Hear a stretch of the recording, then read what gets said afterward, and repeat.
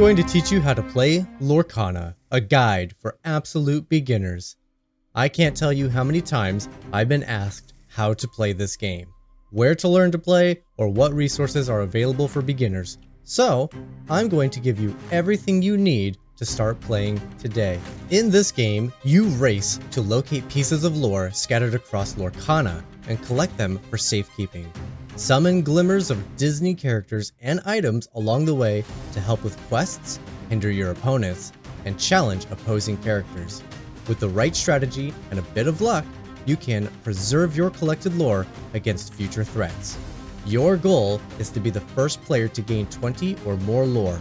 Some card abilities give you lore, but the most common way to gain it is by playing characters and sending them on quests. But first, I'd love to tell you about today's sponsor, Into the AM. Into the AM is a clothing company made up of artists and creators who share a common vision. That clothing is a canvas that drives you. And I absolutely resonate with that message and have fallen head over heels for their graphic tees. You guys see me wearing some form of graphic tee each and every day, but now I'm only wearing Into the AM. Even right now. When I first got my hands on their shirts, I was immediately drawn to the quality of the materials and the level of detail put into each design. I can't tell you how soft these shirts are. It feels like I'm wrapped in a cloud. But the other awesome bonus is how well the shirts fit.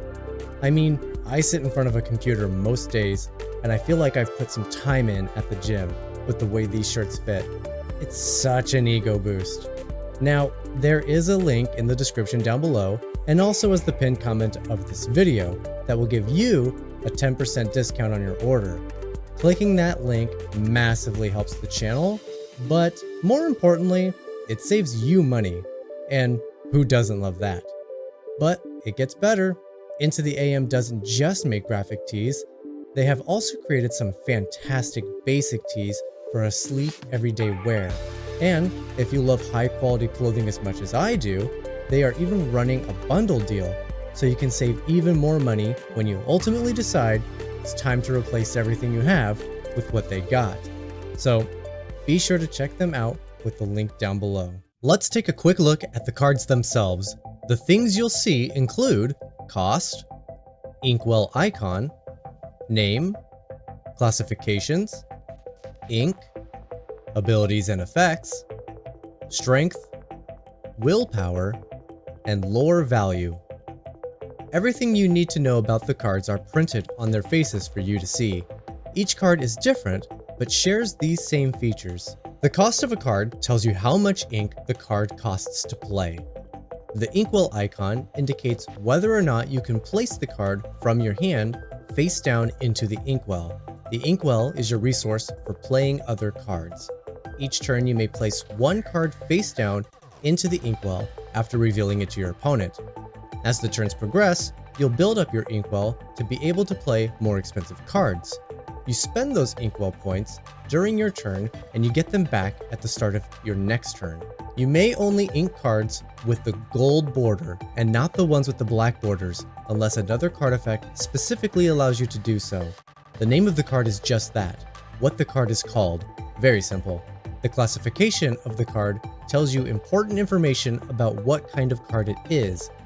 Categories are sometimes referenced by other cards or rules, such as Broom by Mickey Mouse Wayward Sorcerer, or Floodborn by Bucky Squirrel Scout Tutor.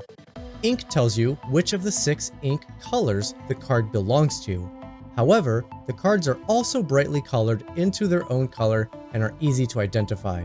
There are 6 ink colors: amethyst, purple, amber, yellow or orange, steel, gray, ruby, red, sapphire, blue, and emerald, green. Abilities and effects are the card's special rules. On action cards, these are called effects, and on characters and items, they are abilities. An easy way to remember which is which is an effect is something that happens once and goes to the discard pile, while abilities are on cards that stay on the battlefield. There really isn't a difference. Most abilities have a story-based name, such as Mickey Mouse Wayward Sorcerer's abilities, Animate Broom, and Ceaseless Worker, while other keywords such as Rush denote a specific ability that can generally apply to any character. The strength of a character tells you how much damage it can do when it challenges another character or is being challenged. Characters keep any damage they've taken until their willpower reaches 0 or if they're healed by an effect. The willpower of a character tells you how much damage it can withstand before it's banished. When it reaches 0, you put the character into the discard pile. Again, characters retain all the damage each turn until it reaches 0 or is changed by another effect. And finally, the lore value on a card tells you how much lore your character will find when they go on a quest. Some characters have a bunch of lore, while others can have 0. The number they gain is indicated by the number of lore pips in the effect box on the right-hand side. And before we jump into starting our first game, there is one special kind of action card called Song that I want to touch on. Songs are a type of action, and you can play one just like any other action by paying its cost and resolving its effect. But that's not your only option. Some characters can sing the song for you, so you don't have to pay the ink. The way this works requires you to have a character in play who was played in a previous turn, and their cost is equal to or greater than the cost of the song you wish to play. To sing a song, you exert that character, turn them sideways, and you may play that song for free. Songs are one of the strongest things you can do in a game of Lorcana, and some characters have an ability called Singer, which allows them to sing songs as if they had a higher cost, like Cinderella here. She costs 1 to play, but can sing songs of 3 cost or less thanks to her ability. So keep an eye out for that. So now you know the very basics, but first we need a deck to play, so I will briefly outline what makes a legal deck. You may only use up to 2 ink colors to create a deck, so you can't have Dragonfire, One Jump Ahead, and Mickey Mouse all in the same deck. That's one too many colors. Your deck must contain at least 60 cards. You may include more, but 60 is the minimum. And lastly, a deck can only contain 4 copies of any one card.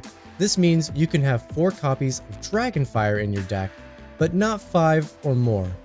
This rule can be ignored by certain cards, like Dalmatian Puppy Tailwagger, which clearly says you can have up to 99 copies of it in your deck. Now, let's play a game of Lorcana.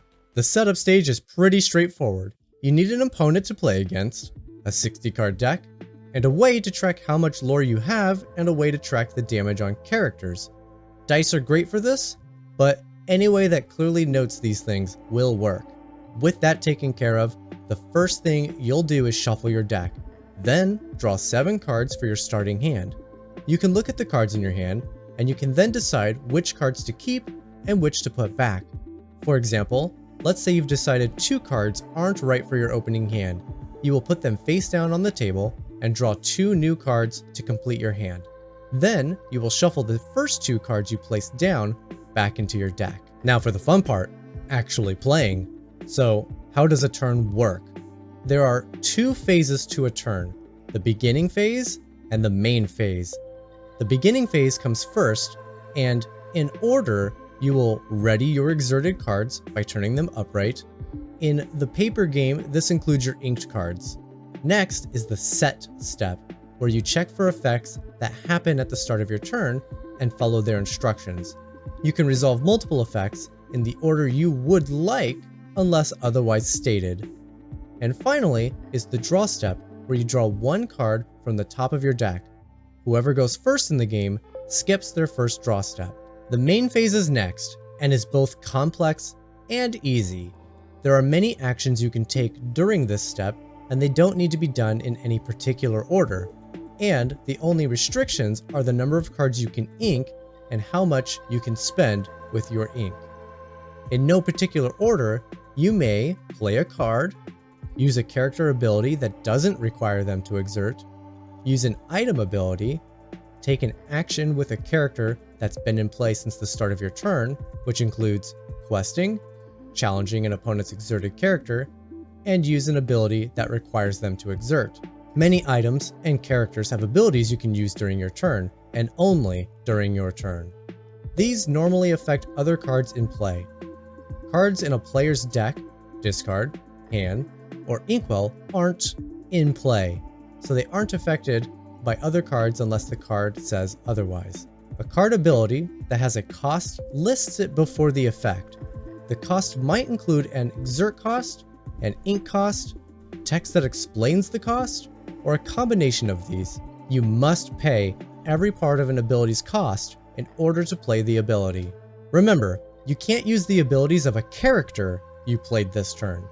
For example, the Beast's Mirror has the ability Show Me, which reads, exert, pay 3 ink, and if you have no cards in your hand, draw a card. On your turn, you may play this ability by exerting the card and paying the 3 ink. To pay ink, you simply exert your face-down inkwell cards equal to the cost. Because the mirror is an item, you can even play its ability the same turn you played the card. A game ends when one player reaches 20 or more lore, or when a player is required to draw a card but has none left in their deck.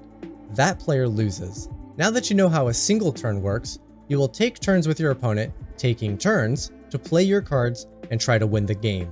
Repeat the beginning step and the main phase step for each turn until the game is over. There are 2 more important mechanics to know about before you run off to play your first or your millionth game, and they are the shift mechanic and locations. You can play a Floodborn character using their shift ability if you have a character with the same name in play. Pay the shift cost instead of their ink cost and cover the original card with the new one. You can, for example, play a Hercules Divine Hero on top of any other Hercules card, including other divine heroes you may have. An important note about shifting is the name. For Hercules Divine Hero, Hercules is his name, and Divine Hero is more of a title. You can shift onto Hercules True Hero as his name is Hercules, and the True Hero isn't. The shifted character has its own rules but keeps any damage or effects that were on the original. If the original was exerted, so is the shifted one. If the original was able to challenge, quest, or use abilities though, the shifted character can do those things as soon as they come into play. When a shifted character leaves play, all the cards in their stack go with them. As for the brand new location cards, you pay their cost like any other card and they enter the battlefield active and ready to go. You can move characters to these locations immediately by paying the location's cost indicated by the new symbol on the left above the rules text. Characters aren't exerted when moved there, but they can only move between other locations and not back to the battlefield. Location cards earn players lore at the beginning of their turn. Opponents will have to damage them equal to or more than the willpower to get the location banished. Any characters on a location that was just banished return to the battlefield like normal, losing any bonus effects that location was granting them. With the new set, Into the Inklands, some characters will have abilities that are activated when they are on a certain location, like Peter Pan, Lost Boy Leader. He will gain lore equal to the location's lore once per turn if he's moved to that location, while Minnie Mouse, Funky Spelunker, will gain 2 strength when she's at a location. Outside of how you play the game, I did say I'd provide you with some tools to help you on your journey.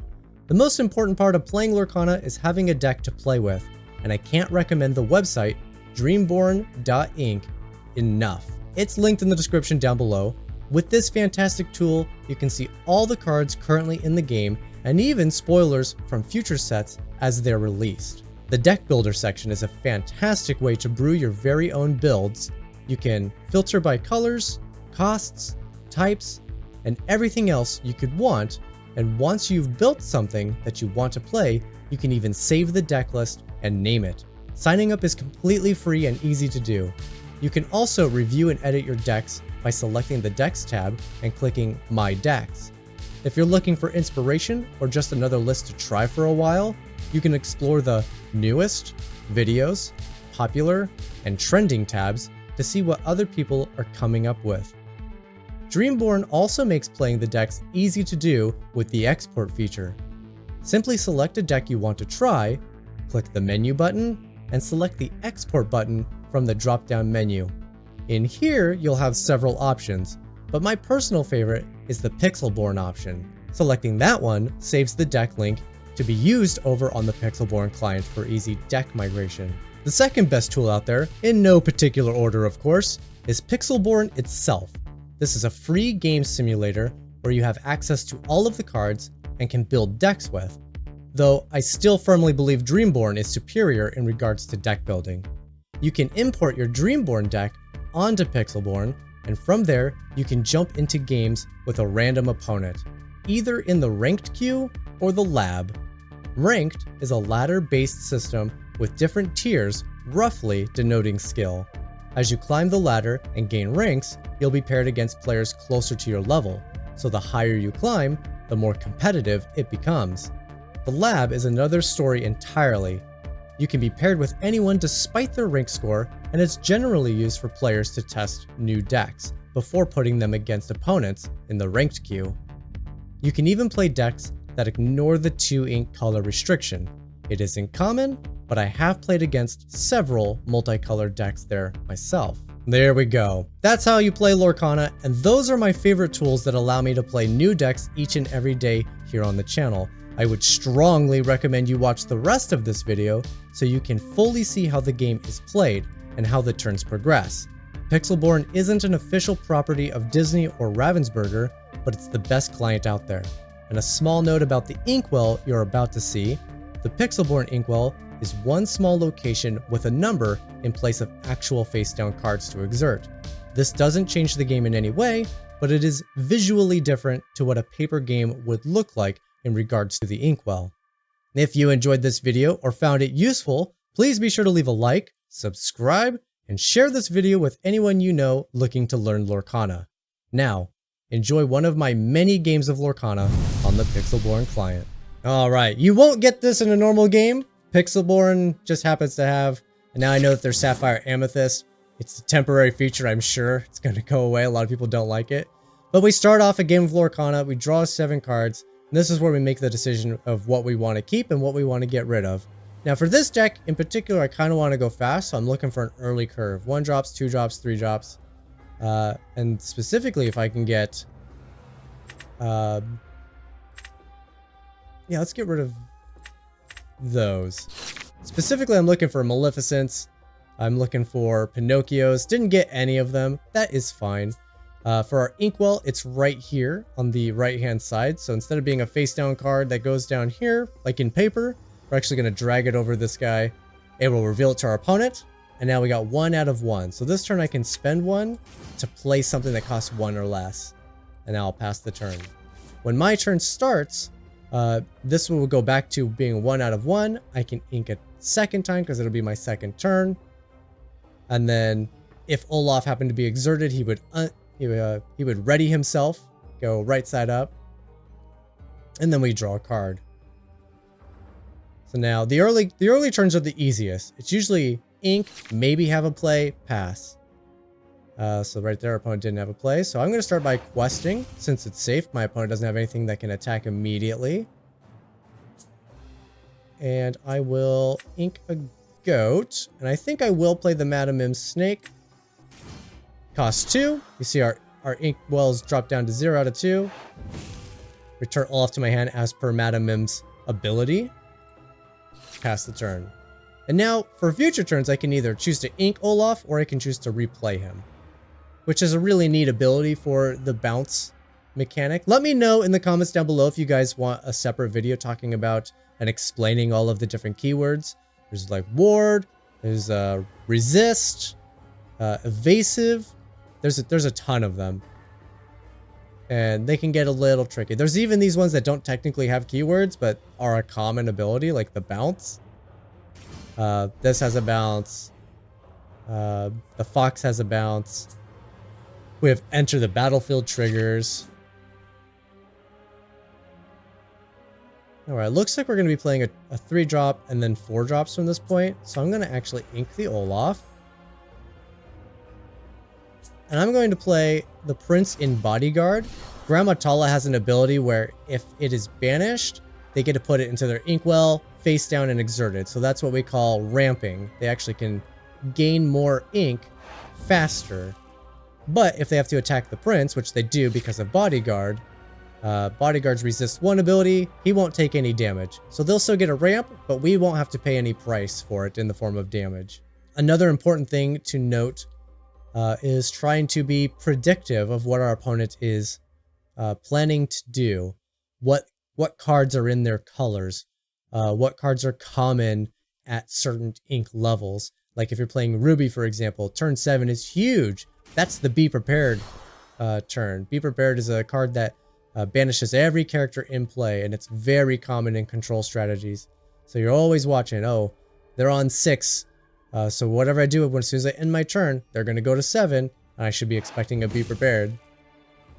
Now, opponent's not focused on ramping, which is good for us. So we don't have to worry about that. Not that we were going to take any damage anyway. But I am going to quest with both my characters because they quest so well. I'm going to ink a Madam Mim, and I'm going to keep my Bodyguard so I can continue to try to protect my board. Their colors aren't particularly good at removal, though they do have some. So I want to have another Bodyguard just in case. But we're going to start with the goat here. The goat does find itself to be a target. And if they want to remove the goat instead of my Bodyguard, I'm actually happy with that. My Bodyguard provides more service to me. He quests for more, protects my other characters. Yep, even opponents playing goats. And that surprise lore that it gains is huge. Now, when our turn starts, we're going to untap everything. We're going to get back up to 4 out of 4. We're going to draw a card. So the turns are the same every turn. You'll notice that, like, the way I'm doing stuff too, no particular order. The only order that we care about is the start of your turn. Untap, get all your ink back, draw a card. Oh, and resolve any abilities if there are any abilities that trigger at the start of a turn. After that, it's pretty much just play your cards in whatever order you would like. It's complicated because there's so many options, but it's easy because despite there being so many options, you can do them in whatever order you want. I'm going to ink the Yzma, and I'm actually going to opt for the second Bodyguard in Bodyguard. And I'm going to play the Pinocchio because the Pinocchio just quests for so dang much. And our opponent could be running Madam Mim Fox, which is a rush character who can attack the same turn it's played. So having a double Bodyguard will definitely help protect us from any sort of rush, any big attacks. Our opponent doesn't have much removal. They do have technically removal this turn. They could ink to 5 and play a Let It Go, which is an action card. It's also a song, and it can effectively just get rid of anything in play.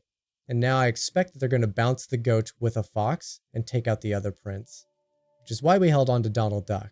Bouncing the goat is huge too, because when the goat enters or leaves play, you gain a lore.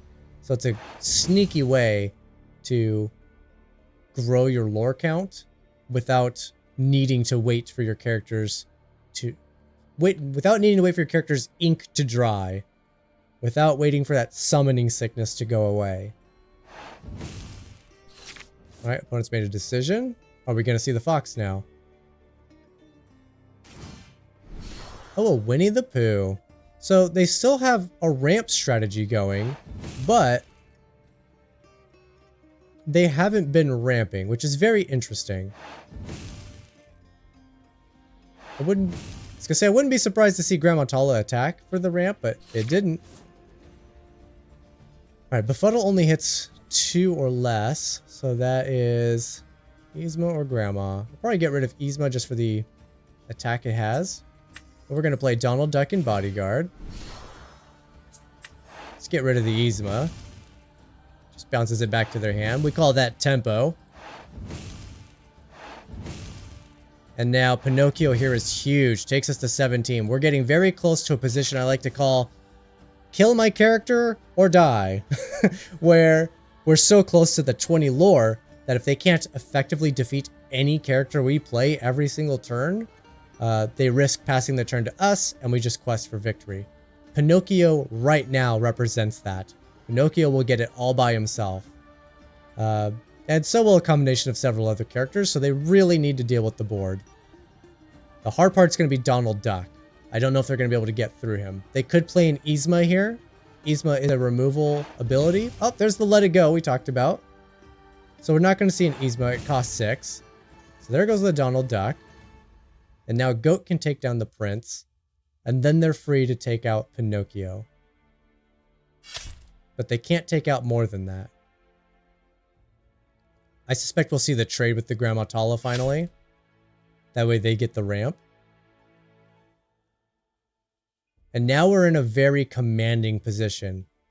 They need to find a way to deal with our Merlin Goat because we are going to get to quest for 2 on my turn. Because they don't have enough ink to do anything. Unless they got a Befuddle. They could Befuddle, bounce Madam Mim. But that's dangerous. I think if they do that, we just win the game. And this is where we get into that commanding position. Now, if they don't deal with the Goat, and they pass the turn back to us, we get to quest with him and win. However, if they deal with Goat, when he leaves play, we gain the lore and we win. So we're in pretty much a checkmate position right here. The only way the opponent can stop this is if they either somehow get to 20 lore this turn, which is probably impossible. I don't think there's a line of play where they could even hope for that to happen. Or they have to get us down to 0 cards in our library, which at 47, there's nothing in the game that's going to allow them to do that. So this game is actually over. Goat wins the game no matter what they do. We'll just see how it plays out. I will do the courteous thing. I will, after this is gone, I will give my opponent the well played with the little emoji thing. Well played, opponent. Well played. Now they're going to run out their hand. Probably just to show us what they got. Oh, yeah. And just like that, it's Merlin Goat for the win.